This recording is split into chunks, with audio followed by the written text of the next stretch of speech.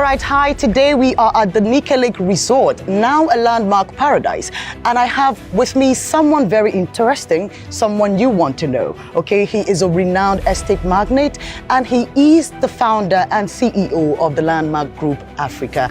And this is Mr. Paul ONWUANIBE. Good evening, sir. Good evening. It's such a pleasure to sit out with you this evening. The pleasure is mine. Good to see you. For asking I heard you've been very busy. I have been, but I'm used to it. So. Okay. First, how have you been finding Enugu State? Wonderful. Tell me. Hospitable. Okay. So I have history with Enugu, by the way. Please tell me. That's what I want to know. Yeah. So I spent some of the best days of my life here. I went to university here. I read architecture at University of Nigeria in the Enugu campus. Wow. And after architecture, I did my youth call in Jos, and then went straight abroad. Okay. And I was abroad, and I've been abroad ever since, more or less, right? But yeah, I spent 20 years before coming back again. Okay. So I didn't see Enugu for another 20 odd years. How did you feel when you came back? You know, being here now, how did you feel? Amazing. As I said, the connections. Okay. I'm here for 3 reasons, right? And I'm giving you one. This was my childhood stomping ground. And I've seen Enugu transform, and there's just so many things that I relate to. I had my graduation party in this hotel. Here? In this hotel. Did you ever think for a moment or for a day that you'd be back here doing this? Was there any inclination of that sort? Not in my wildest dreams. You know how it is when you finish university in a university town. I finished and I said goodbye Enugu, right? But bye Enugu, right? But having said that, I married my wife from here. She's from here. She grew up, born, raised, and brought up here. Okay. So there's another emotional and sentimental reason. Oh no, you're home. I'm home, absolutely. You're home. And it's so nice to know that you have this sort of relationship with the city, because this is one of the best news Enugu has had in a while. When we heard that Landmark was coming here, we were so excited. And we were excited for so many reasons, right? So first of all, tell us, what's the actual plan? Let's hear from the horse's mouth. What's the plan for this place? Because I know, just like you, a lot of people have history here. A lot of people experience this place and they have good memories of this place. But after a while, you know what happened. The management running from the Marriott and all of these people who have run this place in the past, and now Landmark. What do you think, or what do you have in store for Nike Lake Resort? Okay. So let me start from the macro to the micro, or from the simple to the detail, right? So simply, this is a destination resort, and we need to return it back to its former glory and its past glory, in simple terms. Okay. But who are we, right? We're destination creators. So we're not hotel operators, by the way, we're destination creators. So what we're going to do here is very different from whatever has been done here in the past few years. This place is probably 45, 50 years done now, right? And old. And there have been various managers and various ways of trying to deal with this thing. So the first thing we want to do is bring as many people here as possible. Create a destination. The second thing we want to do is we want to keep them here as long as possible. So we want to give them things to do. We want to give them amazing experiences, exceptional adventure, and then the third thing we want to do is make sure they go away and tell other people about us, right? Okay, okay. I'm thinking things in my head, but I'm listening to you. Yes. Okay, so I hear that it could be in my situation. That's like a terminology in your business where it's meetings and events and stuff like that, or is it mainly going to be leisurely entertaining? What's the market here? So that's a great question, by the way. An absolutely great question. I was speaking about this earlier. Look, there are 3 sets of people who come here, right? And the good thing about hotels like this, or resorts or destinations like this, is you can do many things, right? So first, it could be MICE, right? Meetings, incentives, conferences, and events. That's right. I did my research. Yeah, you did. You have the knowledge. I did. And the thing about MICE is people don't realize how important it is to an economy, a city, a region, a country. MICE has built countries. Dubai is based on MICE. Singapore is based on MICE. You don't say. I mean, even major cities like London and New York started from MICE. I mean, it's all about attracting people to have their meetings, their incentives, their conferences, and events and exhibitions. Right? So we want to recreate that. And look, we've only been here 3 months. We took over this place 3 months ago, and we've had some iconic MICE events already. And we have a big one coming up, the Nigerian Bar Association, which 2,000 to 3,000 people turn up, right? Heard. We hosted the Anglican Bishops Conference, we hosted the Editors Guild, we hosted Rotary.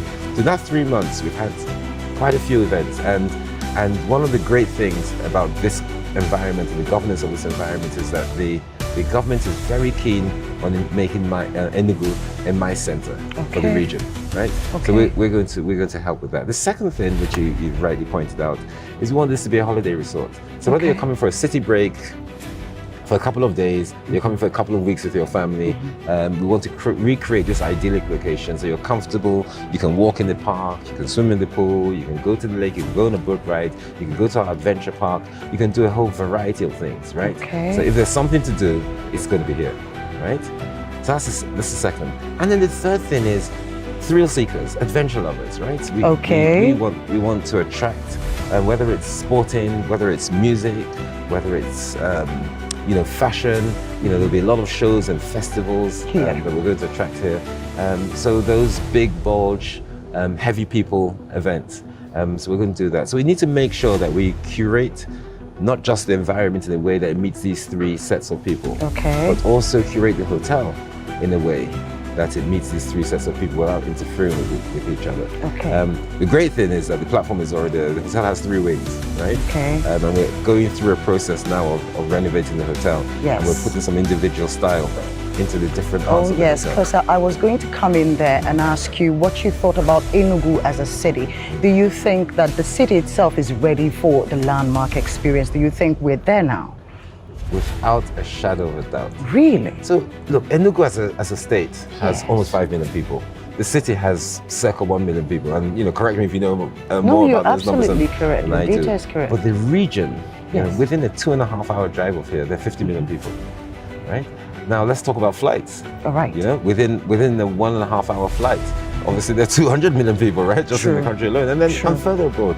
Now this used to be the capital of the old East Central states, so there's a lot of affinity towards this place. A lot of people come here, and their parents are here, or their grandparents, or they have real estate or investments here. So there's a lot of attractions in Enugu, and we just have to give people a reason to keep on coming back, and then give them a reason to stay a bit longer, and then give them a reason to invest a little bit more, right? So look, Enugu is ready for 3 reasons.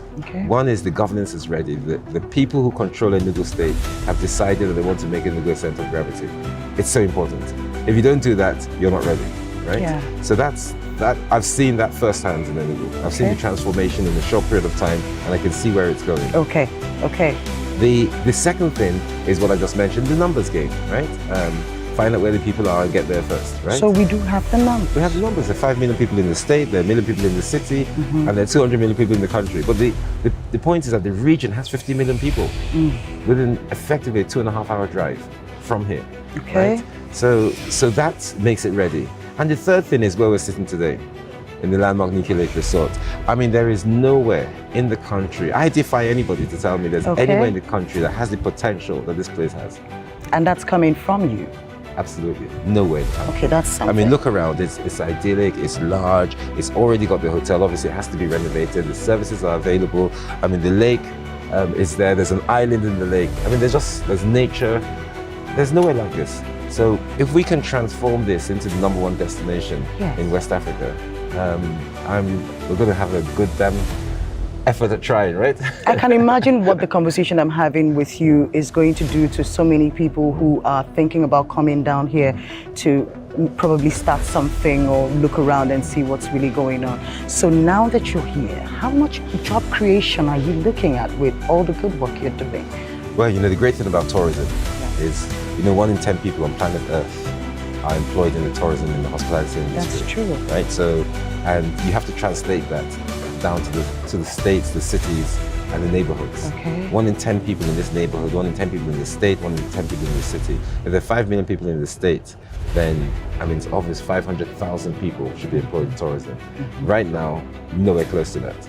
Nowhere close to that. Now, when I do the numbers, we're going to directly employ something in the region of 1,000 to 2,000 people directly. 1,000 to 2,000? Yes. Directly? Indirectly.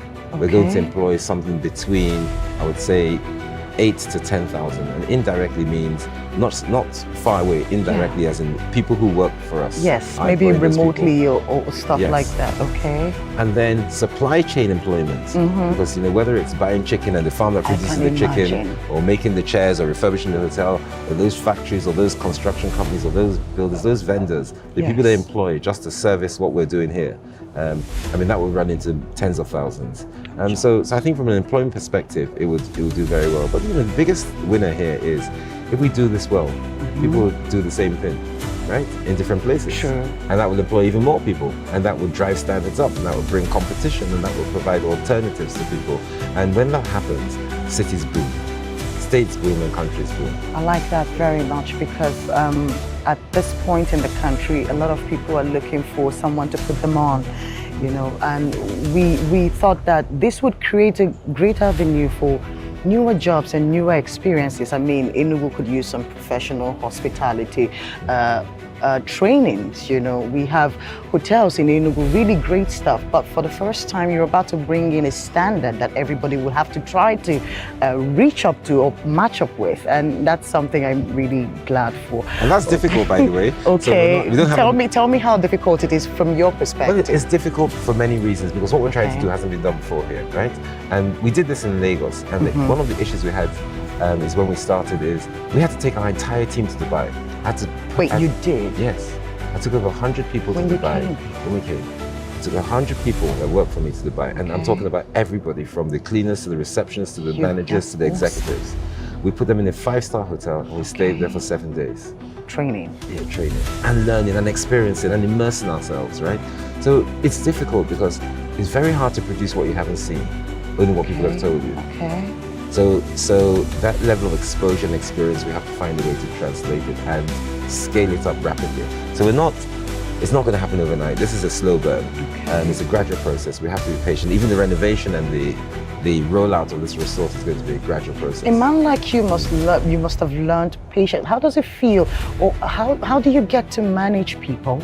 Because I do realize that it's quite difficult to handle people and manage people. How are you able to manage people and then get the best out of them and get all these beautiful things done?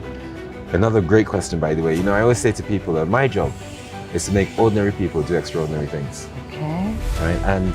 And as long as you can give people that self-worth, you take care of them, you look after them, you tell them they're working for themselves, but they're working for you, right? And the better they are, the better you are, right? And the better you get, the better they will be.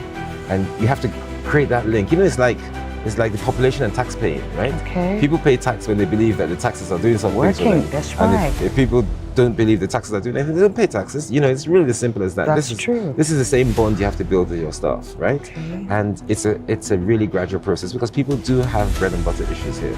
There is not there's not a social security platform in this place, right? So when you don't have a job, or you don't have money, or you don't have education, you have nowhere to go, right? And that's the problem in the country. And it's a problem that employers have to solve, because we have to now employ people, look after them, probably look after their family as well. That's true. Make sure look after their health. And those ones that haven't had education, you're going to have to find a way to educate them, right? Wow, now that sounds difficult. So it's difficult, and it's a slow burn, but we're going to have a damn good attempt at trying. As I was saying, we did this before, and in Lagos, we trust you. Yes, we know you can do it.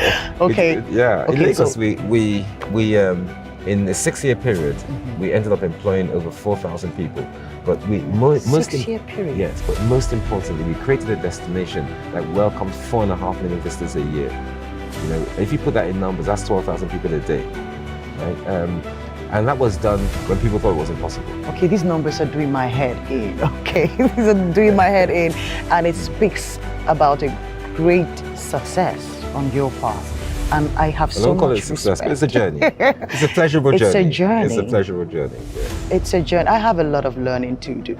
Okay, so I'm sure that as you're telling me all of this, you must have experienced some challenges. You must have experienced some bridges. How did you pass them? How did you get through? So the many of the challenges are obvious, right? And if you ask anybody in business and ask them, what are your challenges? Number one, regulatory environment. Number two, people. Number three, money, right? Right. So you will experience all those. But don't let them be roadblockers. It is what it is, right? Okay. And we've experienced those, but there are also smaller challenges, right? So you take over a place like this and you have an expectation. Okay. And you come here and that expectation is either exceeded or not met, right? But whatever it is, you have to adjust to it. And there's no point complaining about certain things. Okay. You have to figure out how to do this in the best and most efficient way possible. The second challenge you have is everybody expects things to be done yesterday.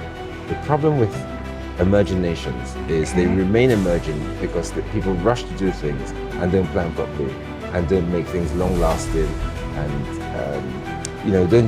don't create things that will last for a long time and give pleasure for a long time, right? Okay. So we've had to balance those two things: the desire to do it quickly and start earning money and meeting people's expectations, and also the desire to create something long-lasting that will stand the test of time. So what do we need for this durability? How do we, because now I'm speaking from an outsider's perspective, right?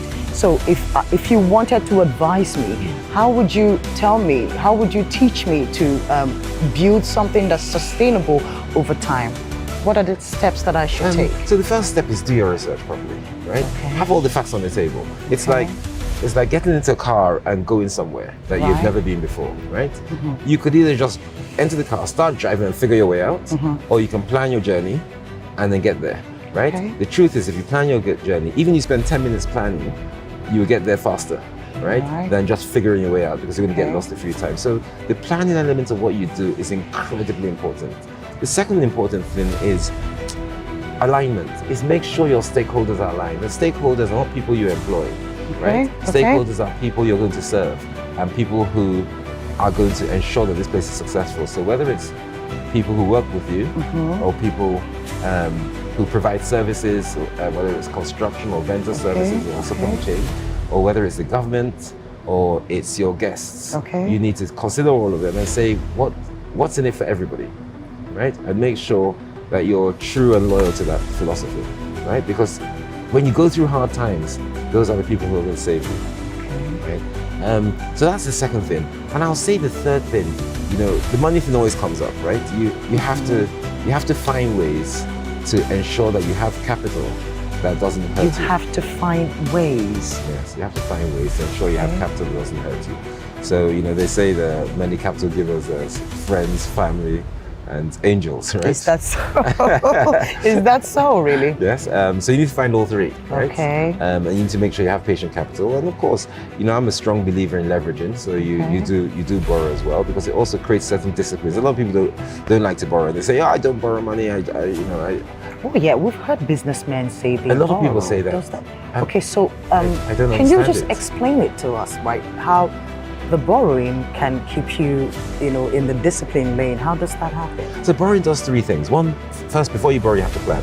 So it forces you to plan. Okay, what I'm going to do with the money. Nobody's going to give you money unless you can tell them what you're going to do with it and how you're going to do it, right? Okay. So it forces you to plan and think of certain things. That's the first thing, and it's very extremely important. Understated, but important. Okay. The second thing borrowing does, it gives you a discipline, because you have to pay it back, right? And you're going to pay it back over a period of time, and you're going to calculate how much you require to pay it back. So that discipline it gives you in terms of carrying out your work and executing and operating is very important, right? So that's the second thing it gives you. The third thing borrowing gives is leverage, right? So when you borrow, if you borrow 100 naira to do something, your ability to multiply that 100 naira many folds is a lot higher than using the 100 naira from your pocket, right? I will need you to say that again so that people who didn't hear you would hear you one more time. Say that again. All right. So I'm going to use an analogy that finance people understand, and then I'll come into the basic, right? So analogy basically says that debt is cheaper than equity, right? Debt is money you borrow. Equity is money that you have, right? That's given to you and is aligned with your money. Now, when you use your money to do something, for it to make sense, you want to multiply it by a certain number of times over a period of time. Right? 3 or 4 times is usually the practice, right?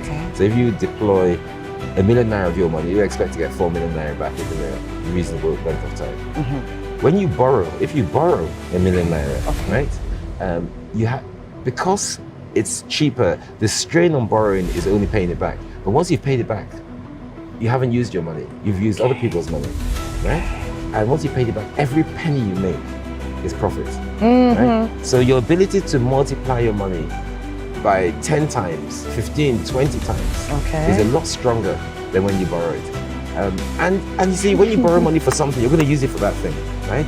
When you use your own money or equity for something, the problem with that is you're denying yourself something else, which may be important or may not be important, right?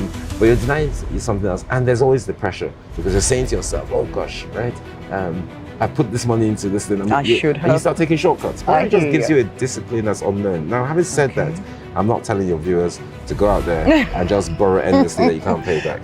This is for businessmen and women. Yes, I think it's incredibly important to balance that, you know. And there's generally a rule of thumb. People say, you know what, I will borrow 60% of the money I need and I'll provide 40% from my own purse or from friends and family, right?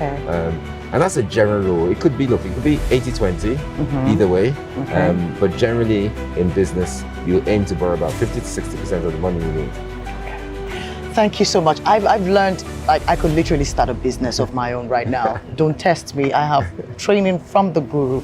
Okay, so Mr. Paul, I have to let you go because I know that I've taken much of your time. But I just want you to tell us once again. Let's talk about this beautiful place that we are in right now. What are we expecting to see? Like individuality. Give me maybe just some details and let's round it up that way. All right, so I'm going to start from the hotel. So we're going to create what I would like to do is a world-class hotel. Create certain experiences, dining experiences, in-room experiences, in-conference experiences, and just create facilities around what you'd expect in a hotel for whether it's the business people, the conference people, or the holiday makers. But the most important thing about this destination are the two other things, right? So one of those two things is what we're going to do around the waterfront. How are we going to ensure that this waterfront is a real experience? So we're going to create water activities, park activities, things in the water and things on the island there and things in the lake, right? And unless you have a lake, a water, or a river near you, you won't be able to replicate those things, right? The last thing we're going to do is we're going to create an adventure park, which is a little bit further away from here. It's a little bit further down, and it will have a number of things for children, things for adventure seekers, and we'll have a whole host of food and beverage options. So people can come here, eat and drink different things, party here, play games, and you can bring your children. There'll be something for every single person. So we'll have the grandchildren and the grandparents all having a great time here. Thank you so much, Mr. Paul. This is it. We've had a wonderful chat with this very interesting gentleman with me this evening. This is the landmark resort now. You know it as Nike Lake Resort. If you ever find yourself in Enugu or you just want to get out and have a good time at home, okay? So thank you so much for joining me. My name is Mavis. Thanks a lot.